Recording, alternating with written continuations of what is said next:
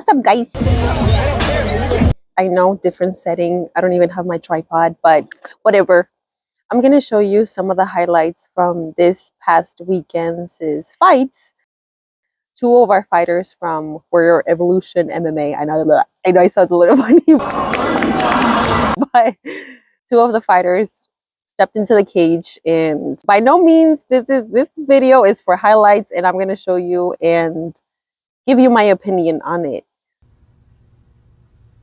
Of course, I am not a coach, I am not a commentator, but I do know some MMA stuff. I've trained for some time now, so unless you want to look at everything that I've done, then check my other videos.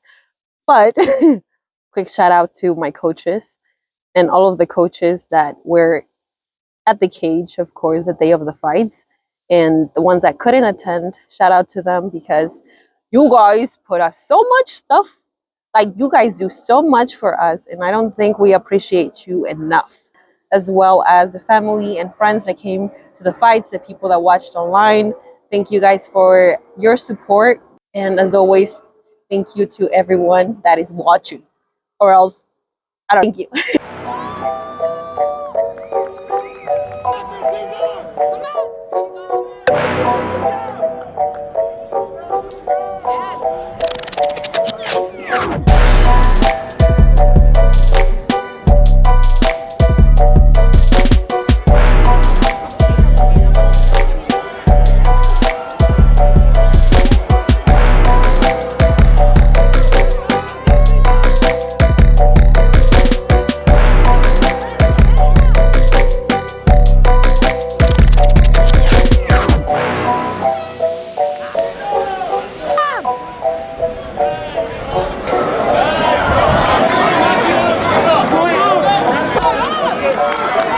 Dude, get up, get him back!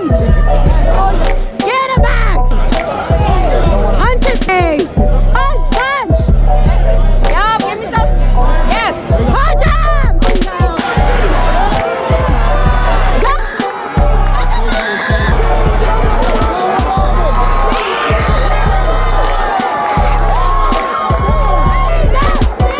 Oh my God! Motherfucker! Sorry.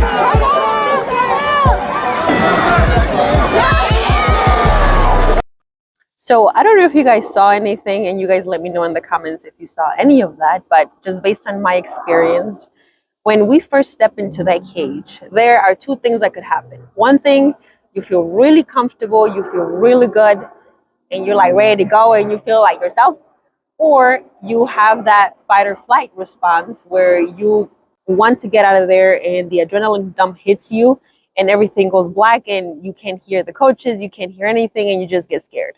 And what I saw from Cesar from the beginning, I saw his confidence. I saw him comfortable in there, which I can see it in the first and second round that with his striking, he was a little bit more active than his opponent. And shout out as well to his opponent for pushing the pace and using his wrestling. Of course, I'm not going to be biased because MMA is the sport, so we do everything, kickboxing, boxing, everything, right?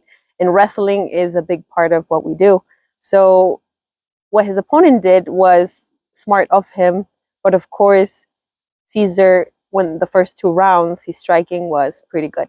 So I saw that and I was like, okay, you got some good striking, bro. It's a good job to you. And then we saw in the last round that he turned it around and he ended really good on that ground and pound. So what I've noticed as well is that when it comes to rounds in MMA, right? If there's no finish, like a knockout, a submission, or TKO or anything like that, you really have to fight hard. And it depends on how much you want to push and how much grit you want to have after every round. So you have that 1 minute to get yourself together, make the proper adjustments, and fight back. Take back your win, essentially. And that's what Cesar did every round. I've noticed that he didn't quit on himself. He didn't feel demoralized by being taken down and held against the cage. He capitalized on that striking, those kicks as well. And he didn't give up. And that's the biggest thing when it comes to MMA. You can't just quit. You can't just give up. You got to keep going until you make it, till you get your hand raised, right? Last but not least, we have Aaron's fight.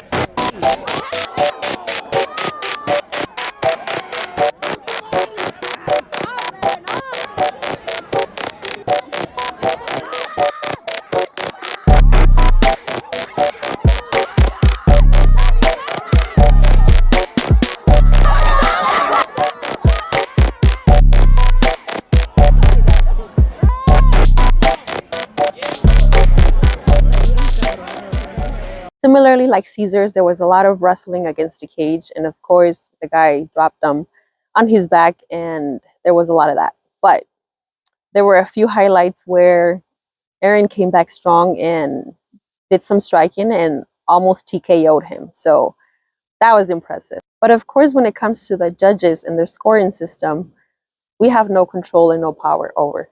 The only power and control that we have is how hard we fought and how much we didn't give up. So props to both guys, both fighters. You guys fought hard, and congratulations to the opponent.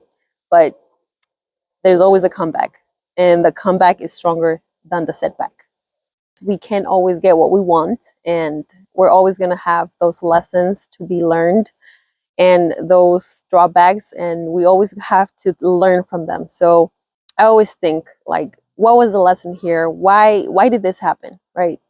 I always ask myself when it comes to my injury, when it comes to anything in general, like, why is this happening to me? And I'm not blaming anybody. I'm not putting fingers at anybody, or I'm not saying that it was anyone's fault. But at the end of the day, we have to ask ourselves, what was it about this fight? What was it about the situation that led to this? You guys decide. You guys can comment. If you guys saw something in particular, feel free to comment. You guys can find me on patreon.com/NatingMMA. All right. So yeah, bye. Dude, what the f? Doesn't want to move. Ow!